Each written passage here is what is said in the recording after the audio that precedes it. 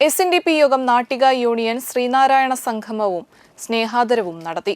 നാട്ടിക ശ്രീനാരായണ ഹാളിൽ നടന്ന സംഗമം SNDP യോഗം ജനറൽ സെക്രട്ടറി വെള്ളാപ്പള്ളി നടേശൻ ഉദ്ഘാടനം ചെയ്തു. കേരളത്തിൽ പിന്നോക്ക വിഭാഗങ്ങൾ എല്ലാ മേഖലയിലും പിന്തള്ളപ്പെടുകയാണെന്നും ജനാധിപത്യം വാർത്തകളിൽ മാത്രമുള്ളൂവെന്നും മതാധിപത്യമാണ് ഇന്ന് കേരളത്തിൽ നടന്നുകൊണ്ടിരിക്കുന്നതെന്നും ജനറൽ സെക്രട്ടറി സൂചിപ്പിച്ചു.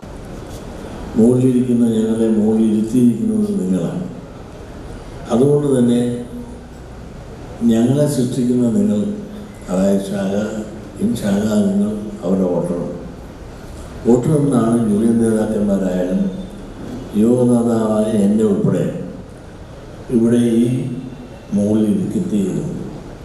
അതുകൊണ്ട് തന്നെ നിങ്ങളാണ് യഥാർത്ഥ നേതാക്കന്മാരെ സൃഷ്ടിച്ച നേതാക്കന്മാർ. ഇതിൻ്റെ ആരംഭം തുടക്കവും എല്ലാം ഉണ്ണികൃഷ്ണൻ നന്നായി പറഞ്ഞു. അതിലേക്കൊന്നും ഞാൻ കിടക്കുന്നില്ല.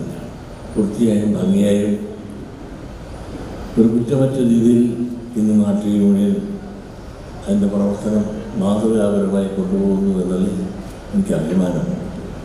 കാരണം തുടങ്ങുന്ന കാലത്ത് കുറേ തർക്കങ്ങളും വഴക്കുകളും വേണമെന്നും വേണ്ടെന്നും കൊടുക്കാൻ പാടില്ലെന്നും എന്നെല്ലാം തന്നെ നമുക്ക് കൗൺസിലുണ്ടായ അഭിപ്രായങ്ങളുണ്ടായി. ഇതിന് തുടക്കം തന്നെ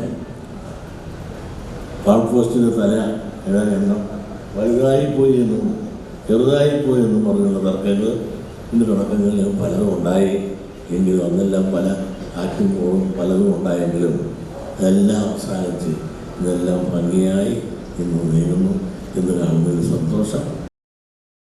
വോട്ട് ബാങ്ക് രാഷ്ട്രീയം കേരളത്തെ ഹൈജാക്ക് ചെയ്തു. ന്യൂനപക്ഷ സമുദായ വിഭാഗങ്ങൾ അർഹിക്കുന്നതിലേറെ സമ്മർദ്ദതന്ത്രങ്ങളിലൂടെ നേടുകയാണെന്നും അദ്ദേഹം പറഞ്ഞു. SNDP യോഗത്തിന്റെ ജനറൽ സെക്രട്ടറിയായും SN ട്രസ്റ്റിന്റെ സെക്രട്ടറിയായും പ്രവർത്തിച്ച വെള്ളാപ്പള്ളി നടേശന് ചടങ്ങിൽ സ്നേഹാദരവ് നൽകി. ഡെർമറ്റോളജി MD പരീക്ഷയിൽ 1ാം റാങ്ക് നേടി വിജയിച്ച ഡോക്ടർ പൂജ തഷ്നാത്തിനെ ചടങ്ങിൽ ആദരിച്ചു.